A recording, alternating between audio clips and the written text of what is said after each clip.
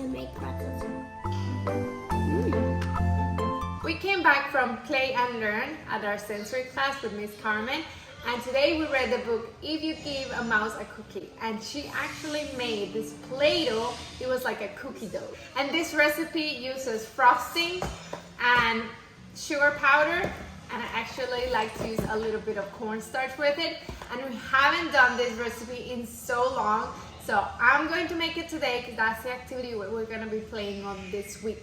He was super engaged with the story, and I'll share a little bit of that story and how she performed the book and how the kids played, which was a lot of fun. So I'm going to just grab some supplies and we're going to make that, and I'm going to show you how you can do it too, and then you can take that activity at home as well. So one thing that I remember from this recipe, and I'm too lazy to remember my old recipe, but usually I think it's like 3 parts of the sugar with the cornstarch to 1 part of the frosting. So we're gonna do a little batch. A little bit goes a long way sometimes with the kids. So I'm going to do 1/2 cup of the funfetti. The good thing is that this recipe is an edible, safe Play-Doh, but the bad thing is that once they discover they can eat it, that's all they usually are gonna wanna do. We did it last year with, actually this funfetti comes with sprinkles, so we did an ice cream theme, but this time, this week is gonna be like a cookie dough theme, because that's the book that we read. So I have 1/2 cup of the frosting, and I'm going to do 1 cup for now of the powdered sugar. So this is like a food coma Play-Doh. And it was so cute, the kids today, like they recreated a story as they walked around, found each of the pieces of what the story was. So if you have seen this story, it's like the little mouse, they offer him a cookie, but if he wants a cookie, he wants a glass of milk, and then he's gonna ask for a straw, and then he's gonna he goes into this whole journey about if they give him a cookie. So Miss Carmen did like a little story walk around the park, and she went ahead and printed out each of the little items that the mouse kept asking for as it moved around. And it was so cute.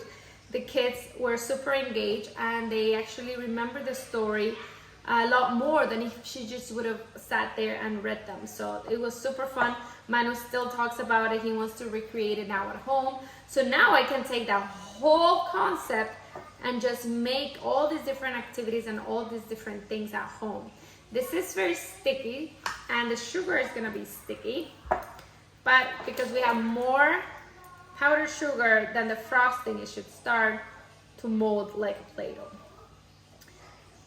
And if we don't have enough, I'm gonna add a little bit of cornstarch, because the cornstarch doesn't have the sugar, so it's not gonna be as sticky.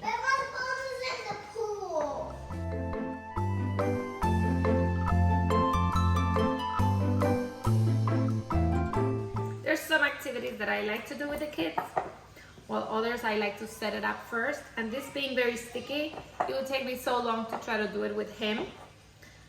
Especially because today he wasn't in the mood to participate, to make it.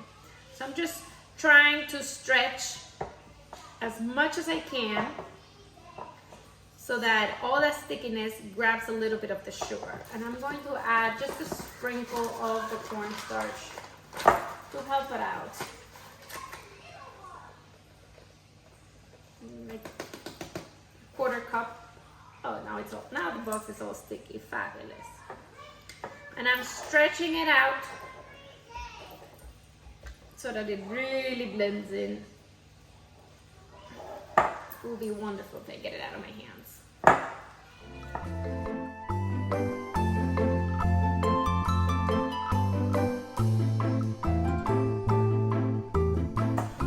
After we did the walk, she had all these little stations set up for the kids to play. There was vertical painting with a shower curtain so the kids could see through.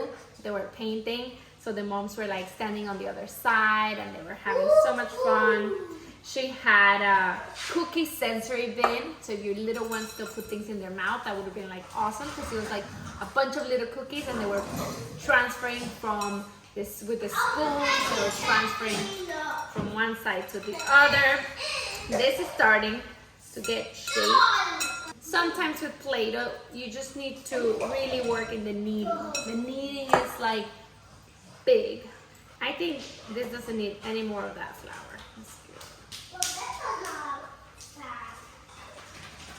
Smells delicious. So this recipe is perfect. Your little one's still putting things in their mouth, but you want to get the benefits of Play-Doh.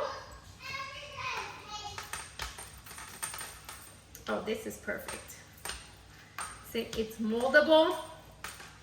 It's not getting stuck into this or my hands. So now let's see. Manu, look at this! Perfectly moldable. So it is ready to play. Now I get to clean up and we get to have some fun. And that's an easy sensory recipe that we can do. We can even add the sprinkles. I'm gonna leave them out because that would be cute. So I'm going to clean this up and then we can get ready to play. I'm gonna make a dog cookie. A mouse? No! Oh, if you give a mouse a cookie. No!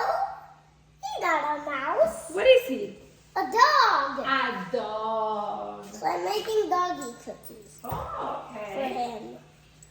I'm cleaning up the mess I made. Why do you make messes if you're a grown-up? Because I touch the box with my sticky hands.